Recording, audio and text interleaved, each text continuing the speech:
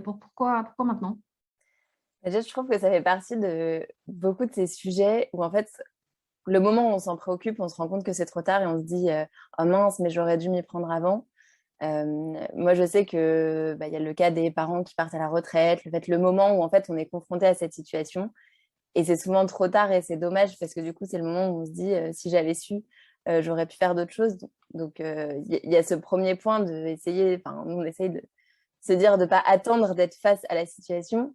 On Hmm. en parlait précédemment, il y a ce côté oui en fait changement climatique, il y a tout ce qui arrive et on a vraiment, je trouve, cette faculté, peut-être en tant qu'humain, hein, de se dire bon, on verra, on se rassure. Et Oui, en et puis fait, on le jour où espère on se un rend peu la solution miracle qui arrivera sans que finalement on ne fasse rien de particulier et puis pouf, compte. la solution va apparaître. Parfois ça marche, hein. Pourquoi est-ce que ça marche pas pour la retraite? Ouais, Pourquoi est-ce que parfois ça ça marche pas pour marche. la retraite? Regardez, supposons, je sais pas, je suis salariée, j'ai travaillé toute ma vie ou presque, ou en tout cas j'ai cotisé longtemps.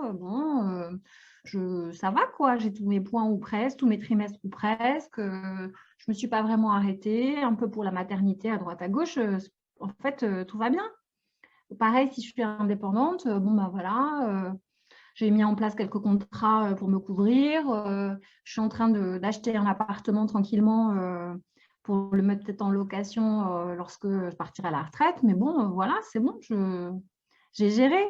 Qu'est-ce que ça veut dire quoi de s'en préoccuper? Et pourquoi ça devrait être un problème d'ailleurs, en Alors, vrai? il y a déjà un premier truc, c'est qu'en effet, en ayant, dans ce que vous avez dit, il y a déjà des choses qui sont quand même prises en compte. C'est même pas la personne, c'est même pas la personne potentiellement qui n'a rien fait. Donc déjà, il y a un petit truc de, il y Mais a rien, une c'est quoi? petite C'est pression. juste, je reçois ma fiche de paye et je fais rien. Ou je suis indépendante et j'encaisse mes Mm. factures et je fais rien. C'est ça dont on parle. Rien. Ouais, Rien, c'est ouais. ça. D'accord? Rien, typiquement avec ce côté versus un, un poil d'éducation financière où on pourra revenir là-dessus juste après. Mais du coup, euh, en effet, la base, c'est du moment où on perçoit un revenu, et encore un revenu minimum, il faut qu'il soit, qui complète, enfin c'est minimum, typiquement en tant qu'indépendant, mais même en tant que salarié, il y a des minimums. Si on a ce minimum-là et du coup, on paye des cotisations sociales, on a un minimum de retraite d'État assuré. Après, ce minimum, aujourd'hui, il est à 900 et quelques euros. D'ici 20 ans, 30 ans, bon, globalement, on n'en sait rien. Mais voilà ce qui est le minimum, on va dire. Donc, ce qu'on est en train de dire, et évidemment, avec Honor Cash, je ne peux que me mobiliser très fortement sur ce sujet, puisque les femmes, malheureusement, sont les premières touchées par un niveau de précarité qu'elles n'imaginent pas. Parce que je crois que c'est ça le pire dans cette histoire, c'est qu'on n'imagine pas à quel point, alors même qu'on peut avoir bossé quasiment toute sa vie, okay, à quel point son niveau de vie peut baisser, et peut baisser brutalement. Alors que, a priori, vous avez fait tout ce qu'il fallait, le pensiez-vous. Mais Mm. le tout ce qu'il fallait, c'est pas juste recevoir sa fiche de paye, payer ses impôts et merci, au revoir. C'est pas ça. Mm. Donc là-dessus, Marie, qu'est-ce que vous savez, il y a quelques jours, on avait fait un challenge pour le 8 mars, un peu en pied de nez justement au 8 mars avec Honor Cash, pour inciter le maximum de femmes à passer à l'action avec leur argent. Et avec tout un tas d'actions vraiment très simples à mettre en œuvre, mais que en fait l'immense majorité d'entre elles n'avaient jamais mis en œuvre. Et typiquement, l'une d'entre elles était aller faire une simulation retraite.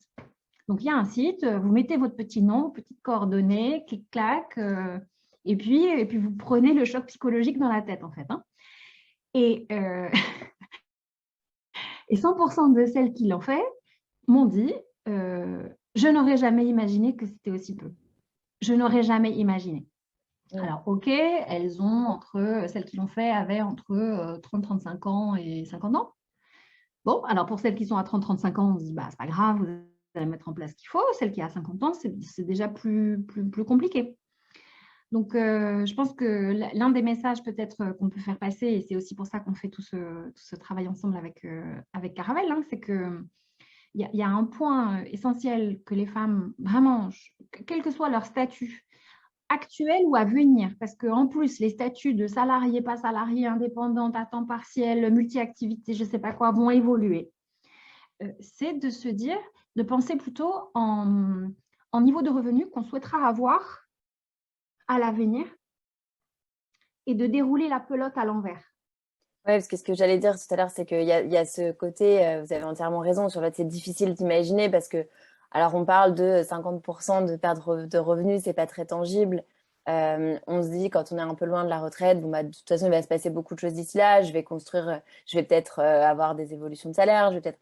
Et oui, certainement, mais déjà, toutes nos années comptent. Et en fait, une baisse de revenus de 50% du jour au lendemain, c'est énorme. Bien sûr. Et si on le matérialise, c'est ça, concrètement, bah, en fait, en parallèle de l'évolution de notre niveau de vie, on aura sûrement aussi envie de gagner plus parce qu'on aura peut-être évolué. Et donc, réfléchir, c'est très compliqué de se projeter. Mais du coup, si on le met de manière très tangible, aujourd'hui, par exemple, un minimum de retraite à 900 euros, bah, en fait, c'est quand même hyper compliqué de vivre avec 900 euros par mois, De vivre même dignement. après. Tout à fait, tout à fait, tout à fait. Qui nous écoute pourrait repartir, je pense, c'est de se dire que ne rien faire de plus que ce que vous faites aujourd'hui, bah, c'est pas être votre meilleur allié. C'est pas être votre meilleur allié de la vous de dans 20 ans, 30 ans, 40 ans. Parce que, à supposer même, comme le disait Marie tout à l'heure, qu'avec les évolutions de salaire et les finalement modes surprise, etc., bah, vous arriviez à peu près à vous en sortir à un niveau de revenu qui soit à peu près correct, disons. Mais il y a plein de choses et d'évolutions. Alors, ce n'est pas du tout pour être catastrophiste, hein, mais il y a plein d'évolutions qui sont à venir sur tout ce qui est solidarité intrafamiliale, tout ce qui est solidarité plus large, enfin, vis-à-vis des autres, de personnes qui sont en situation plus délicate et que peut-être vous voudrez demain ou après-demain soutenir. Peut-être que demain ou après-demain, vous voudrez monter une boîte, si ce n'est pas déjà fait, ou investir dans des entreprises, en tout cas faire des choses qui supposent que, ou en tout cas qui nécessitent d'avoir des revenus supérieurs à ceux dont on a strictement besoin pour pouvoir vivre correctement. Et donc, en fait, ce qu'on dit, c'est que s'occuper de sa retraite aujourd'hui, et donc s'occuper, pas que s'en préoccuper, pas que en faire une source de prise de tête et d'inquiétude et de stress et en disant, oh là là, c'est trop compliqué pour moi, je ne veux pas entendre parler, c'est s'en occuper. C'est aussi se garder des possibilités d'action pour demain et après-demain sur des actions qu'aujourd'hui vous ne connaissez pas. C'est de ça dont on parle en fait, hein, c'est cette liberté-là. La liberté aussi et la possibilité d'aider vos enfants, d'aider votre famille, mais encore une fois, plus largement, de mener la vie finalement que vous aurez envie de mener. Et ça, je trouve qu'on ne dit pas assez aux femmes, en fait, hein, quel que soit leur statut. Donc, Marie, qu'est-ce qu'on peut dire pour les personnes qui voudront regarder le webinaire ou en tout cas qui se disent, bon, OK, qu'est-ce qu'il faut faire? Maintenant, qu'est-ce qu'il faut faire? J'ai compris, il faut que je fasse des trucs. Alors, qu'est-ce qu'on fait? Alors, j'ajouterais en plus un tout petit dernier point qui est qu'on peut faire des choses aujourd'hui sans que ça change rien à notre quotidien aujourd'hui. Parce qu'aujourd'hui, même personne n'a dit que ça allait changer quoi que ce soit. Ouais, mais je le précise parce qu'il y a beaucoup de gens qui ont l'impression que ça va être se frustrer aujourd'hui pour agir pour demain. Ah oui. Et en fait, on peut s'en occuper aujourd'hui. Oui. Sans qu'en mettant, je sais pas, 50 € par mois de côté. Ou il y a des choses qui permettent de rien changer à sa vie d'aujourd'hui et qui ont un vrai effet pour plus tard. Et voilà, ça aussi, je voulais juste le préciser. Et du coup, alors, qu'est-ce qu'il faut bah déjà, regarder l'heure de webinaire qui va expliquer en détail pourquoi, comment et donner des solutions aussi concrètes pour pouvoir agir. Parce que justement, en effet, c'est bien d'y penser. C'est encore mieux d'y penser de manière pas angoissante. Et c'est surtout important d'agir. Et informer. Donc déjà, je pense que c'est un bon point de départ. Et ensuite, que ce soit avec Onurcash ou Caravelle, on propose un certain nombre de solutions qui sont vraiment activables et qui vous permettent de vous occuper de demain dès aujourd'hui et sans se priver aujourd'hui. Super. Donc, sachant que à l'issue du webinaire, je le précise, il y a le petit bonus que vous aviez offert, à savoir la possibilité de d'avoir une discussion tout à fait éclairante avec les personnes qui auront encore des questions pour, de manière, là pour le coup, moins théorique et plus concrète, se dire, OK, aujourd'hui, ici et maintenant, voilà là où je suis, qu'est-ce qui se passe? Qu'est-ce que je peux faire? Avec qui? Comment? Pourquoi? Et là-dessus, vous avez des experts et des expertes prêts à se mobiliser. Donc, merci beaucoup, Marie, pour ça, parce que on a vite fait de s'y perdre.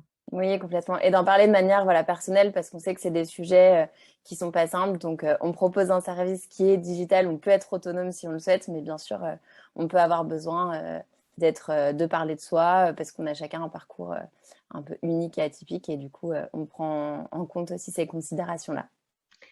Super. Merci beaucoup, Marie. Merci. Merci à vous.